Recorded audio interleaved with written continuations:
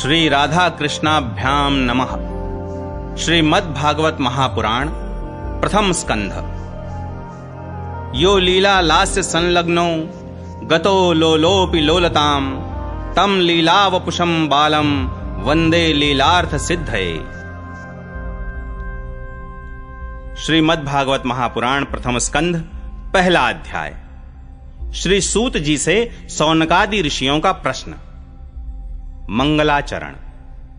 जिससे इस जगत की सृष्टि, स्थिति और प्रलय होते हैं, क्योंकि वह सभी सद्रूप पदार्थों में अनुगत है और असत पदार्थों से पृथक है, जड़ नहीं चेतन है, परतंत्र नहीं स्वयं प्रकाश है, जो ब्रह्मा अथवा हिरण्यगर्भ नहीं, प्रत्युत उन्हें अपने संकल्प से ही जिसने उस वेद ज्ञान का दान किया है, जिसके संबंध में बड़े बड़े विद्वान भी मोहित हो जाते हैं, जैसे तेजोमय सूर्य रश्मियों में जल का, जल में स्थल का और स्थल में जल का भ्रम होता है, वैसे ही जिसमें यह त्रिगुणमयी जागृत स्वप्न सुषुप्ति रूपा सृष्टि मिथ्या होने पर भी अधिष्ठान सत्ता से सत्यवत प्रतीत हो रही है, उस अपनी स्वयं प्रकाश ज्योति से सर्वदा और सर्वथा माया और माया कार्य से पूर्णतः मुक्त रहने वाले परम सत्य रूप परमात्मा का हम ध्यान करते हैं।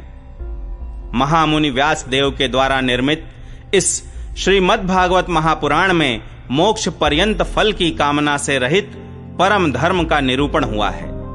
इसमें शुद्धांतःकरण सत्पुरुषों के जानने योग्य उस वास्तविक वस्तु परमात्मा का निरूपण हुआ है, जो तीनों तापों का जड़ से नाश करने वाली और परम कल्याण देने वाली है।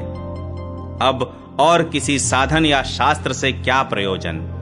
जिस समय भी सुकृति पुरुष इसके श्रवण की इच्छा करते हैं, ईश्वर उसी समय अविलंब उनके हृदय में आकर बंदी बन जाता है। रस के मर्मज्ञ भक्तजन, यह श्रीमद्भागवत वेद रूप कल्प वृक्ष का पका हुआ फल है। श्री सुखदेव रूप तोते के मुख का संबंध हो जाने से यह परमानंदमयी सुधा से परिपूर्ण हो गया है। इस फल में छिलका, गुठली आदि त्याज्य अंश तनिक भी नहीं है। यह मूर्तिमान रस है। जब तक शरीर में चेतना रहे, तब तक इस दिव्य भगवद रस का निरंतर बार बार पान करते रहो। यह पृथ्वी पर ही सुलभ है।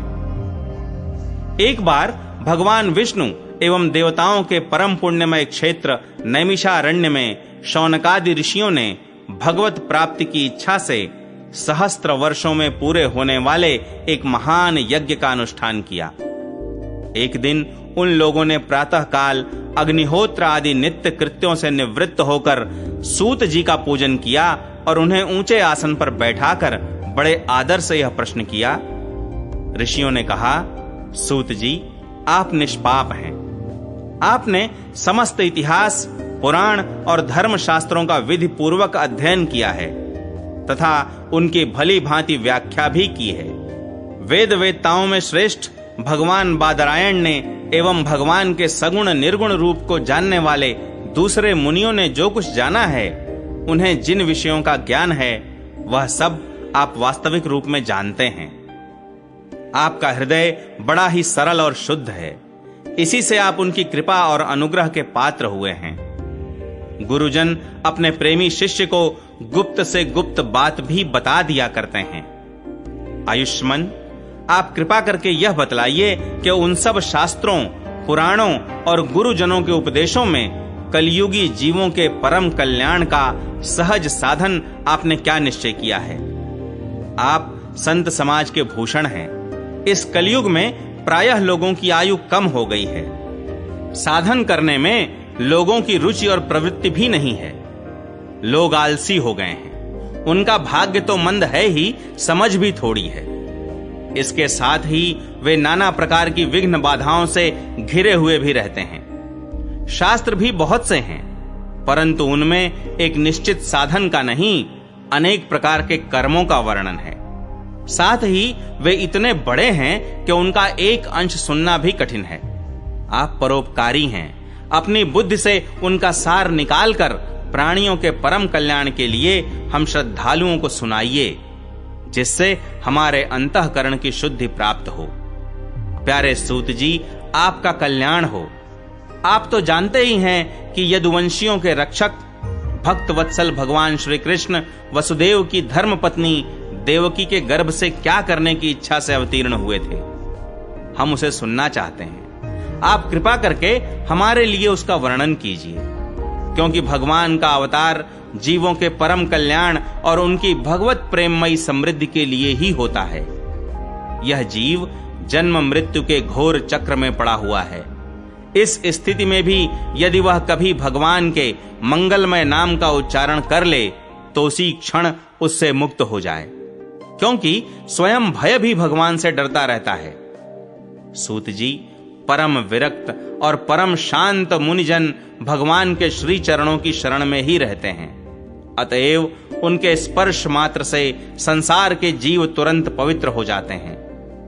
इधर गंगा जी के जल का बहुत दिनों तक सेवन किया जाए तब कहीं पवित्रता प्राप्त होती है। ऐसे पुण्यात्मा भक्त जिनकी लीलाओं का गान करते रहते हैं, उन भगवान का कलिमलहारी पवित्र यश भला आत्मशुद्धि की इच्छा वाला ऐसा कौन मनुष्य होगा जो श्रवण न करे। वे लीला से ही अवतार धारण करते हैं। नारदादि महात्माओं ने उनके उदार कर्मों का गान किया है। हम श्रद्धालुओं के प्रति आप उनका वर्णन कीजिए। बुद्धिमान सूत जी, सर्वसमर्थ प्रभु अपनी योग माया से स्वच्छंद लीला करते हैं। आप उन श्री हरि की मंगलमयी अवतार कथाओं का वर्णन कीजिए। पुण्य कीर्ति भगवान की लीला सुनने से हमें कभी भी तृप्ति नहीं हो सकती, क्योंकि रसज्ञ श्रोताओं को पद पद पर भगवान की लीलाओं में नए नए रस का अनुभव होता है। भगवान श्री कृष्ण अपने को छिपाए हुए थे।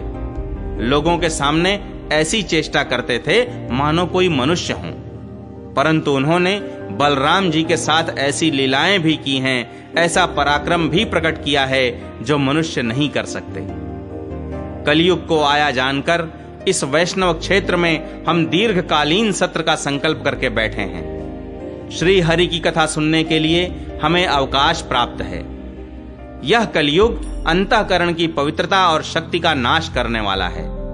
इससे पार पाना कठिन है।